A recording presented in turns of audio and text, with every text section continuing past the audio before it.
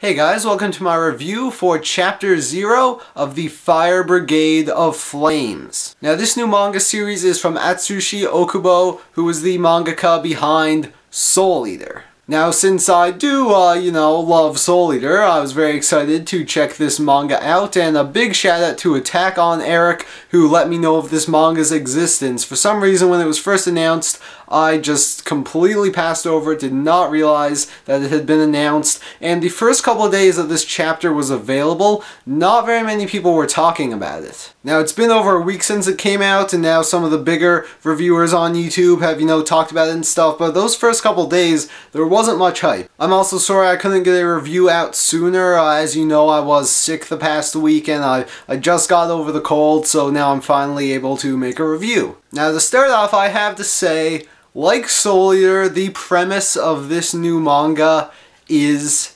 insane. I mean, for those who don't know, in Soul Eater you had people who were able to turn into weapons, and they would go to an academy run by Lord Death himself, where people learn how to wield these weapons who are also people. And I mean, only the creator of Soul Eater could come up with a series where the protagonists are firefighting exorcists. That's right, firefighting exorcists. Not only does that sound completely crazy, it also sounds amazing. So the world of Fire Brigade of Flames seems to take place in a fictional version of Tokyo, where this strange phenomenon is happening called the human combustion phenomenon. Now this phenomenon can happen to anyone at any time, where they just randomly catch fire and the flames consume them, and they turn into these crazy fire monster people. Now the chapter starts off with one of these fire people getting creative. This dude is on the train minding his own business, and then all of a sudden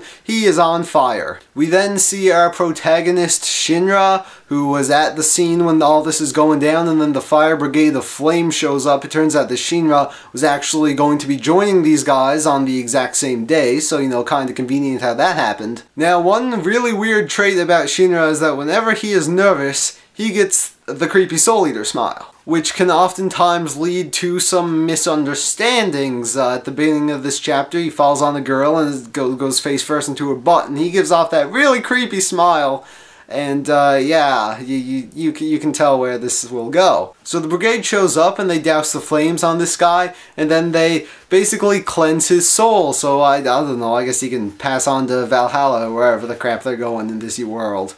So then Shinra, he joins the Fire Brigade. You get to meet all these characters. We find out that Shinra is a flame soldier. Now there are a couple types of flame soldiers, and there are the second generation ones, which are also, there are two of them in the Fire Brigade, and they can basically control flames. However, Shinra, who is a third generation flame soldier, can make himself combust, and he can control it. We see earlier in this chapter, when one of the brigade members was exercising the flame dude, he turns on his superpower speed shoes that catch fire, and he goes after and he saves her from something that was going to fall on her. So I'm interested to find out how flame soldiers become created. Like what makes these guys different from everyone else, although I don't even know if we'll get an explanation to this, to be honest, because in all of Soul Eater, I don't think we ever found out how people can turn into weapons. But I mean, this series doesn't really seem to be the type that you want to take super seriously. Anyway, so when the brigade members ask Shinra